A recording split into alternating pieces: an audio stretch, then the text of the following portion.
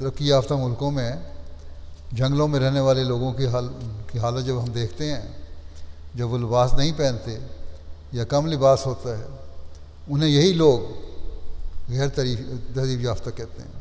ٹھیک ہے، ان کی علمی قابلیت اتنی زیادہ نہیں ہوتی، لیکن پھر بھی ان میں تہذیب ہے، اپنے مطابق تو ان کی تہذیب ہے۔ اگر ان کے رواج ہیں وہاں، وہ اپنے موسم کے لحاظ سے ان کے بعض رواج ہیں، لیکن بہرحال یہ لوگ ان کو اس لیے کہتے ہیں، دیکھو جی، ایک وجہ یہ بھی بیان کرتے ہیں کہ ننگے رہتے ہیں، یہ غیر تہذیب یافتہ لوگ ہیں۔ لیکن وہی حرکتیں لباس کے لحاظ سے، اپنے ننگ کو ڈھانکنے کے لحاظ سے، اس میں کمی کے لحاظ سے جب ان میں ظاہر ہوتی ہیں تو یہ لوگ اس کو پھر تہذیب کہتے ہیں۔ اور ہم لوگ ایسے لوگ ہم میں سے جن میں احساس کمتری ہے، وہ ان کی باتوں کو تہذیب سمجھ کر اس میں مبتلا ہونے کی کوشش کرتے ہیں، یا آزادی کے نام پر ان کی باتیں سیکھنے کی کوشش کرتے ہیں۔ بس اگر ہمارے گھروں میں دینی ماحول ہوگا، اگر ہماری دعاؤں کی طرف توجہ ہوگی تو ہم ان چیزوں سے بچنے والے ہوں گے۔ بس آج کل کے ماحول میں خاص طور پر اس بات پر نظر رکھیں، یہ لغویات جو ہیں ہمارے گھروں میں بھی بہت زیادہ آ گئی ہیں، انٹرنیٹ کے ذریعے سے، ٹی وی کے ذریعے سے۔ اب تو ہر ایک کے ہاتھ میں آئی فون یا آئی پیڈ یا ٹیبلٹس وغیرہ ہوتے ہیں، ان کے ذریعے سے کوئی بھی گندی اور لغو فلمیں اور ننگی تصویریں دیکھ سکتے ہیں۔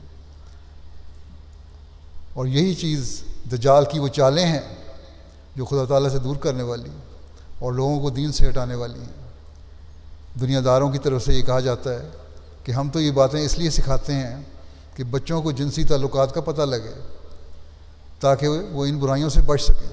حالانکہ بچنے کے بجائے وہ جس عمر میں سکھائی جاتی ہیں یہ باتیں، اس عمر میں بعض دفعہ بچوں کے ذہنوں میں سوال اٹھتے ہیں کہ یہ باتیں کیوں ہمیں سکھائی جا رہی ہیں، ہمیں جس کا پتہ ہی نہیں ہے۔ اور جو زیادہ جوانی کی عمر میں قدم رکھتے ہیں تو پھر وہ اس سے بچنے کے بجائے ان کو اختیار کرنے کی طرف توجہ کرتے ہیں، جس سے پھر ان میں مزید برائیاں پیدا ہوتی ہیں۔ بس یہ چیزیں ہیں جو ہمارے اخلاق کو بھی تباہ کر رہی ہیں اور ہمیں دین سے بھی دور ہٹا رہی ہیں۔ حضرت مسیح موعود علیہ السلام نے فرمایا کہ اپنے تمام اعضاء کو زنا سے بچاؤ۔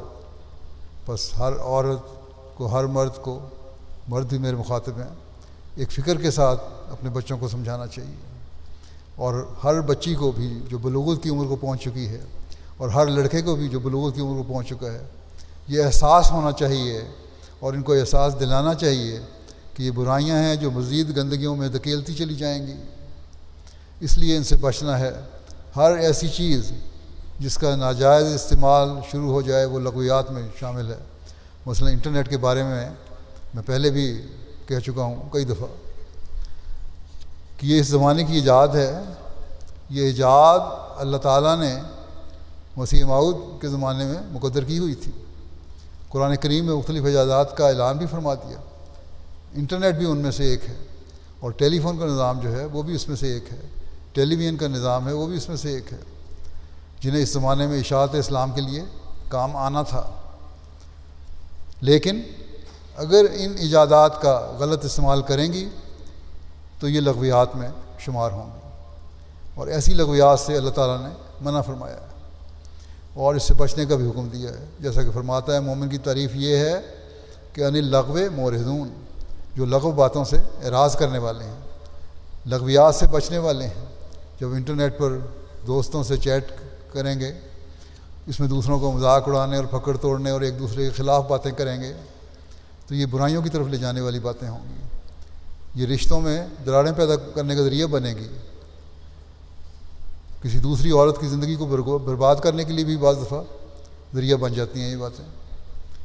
اس طرح ان میں ایک دوسرے کی چغلیاں بھی ہو رہی ہوتی ہیں۔ یہی کارآمد چیز جو ہے یہ لغویات میں شمار ہو جاتی ہے اور پھر اس لحاظ سے گناہ بن رہی ہوتی ہے۔ پھر آج کل موبائل پر ٹیکسٹ پیغامات دیے جاتے ہیں، واٹس ایپ پر اور میسیجر، وائبر اور ساری قسم کی سائٹس بنی ہوئی ہیں۔ یہ بھی آج کل کی ایک نیا سلسلہ شروع ہوا ہے، گپیں مار کر وقت ضائع کرنے کا اور نامحرموں سے باتیں کرنے کا۔ بڑے آرام سے کہہ دیا جاتا ہے کہ ٹیکسٹ میسیج تھا، کون سی بات کر لی، ایک دوسرے سے رابطے اسی طرح بڑھتے ہیں۔ ایک سہیلی نے اپنے دوستوں میں سے کسی کو فون دے دیا، یا اپنے دوستوں کو اپنی سہیلی کا فون دے دیا، اور پھر کسی اور ذریعے یا پھر اور کسی اور ذریعے سے نمبر ہاتھ لگ گیا، پھر ٹیلی فون پر ٹیکسٹ میسیج کا سلسلہ شروع ہو گیا۔ اب 12 13 14 سال کے بچے بچیاں پھر رہے ہوتے ہیں، ایک دوسرے کو میسیج دے رہے ہوتے ہیں، اور یہی عمر ہے جو خراب ہونے کی عمر ہے، اور پھر آخر کار انجام ایسی حد تک چلا جاتا ہے کہ جہاں وہ لغو ہے وہ گناہ بن جاتا ہے۔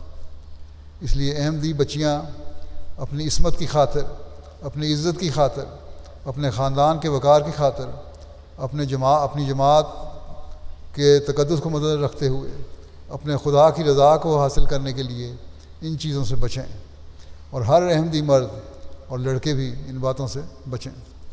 اب مجھے لکھتے ہیں بعض لوگ، بعض بچیاں بھی لکھتی ہیں کہ ہم نے صرف میسیج کیا تھا، دوست نے ہمارے فلاں دوست کا ایڈریس دیا تھا، لیکن ہمارے ماں باپ نے دیکھ لیا تو ان کو پسند نہیں آیا۔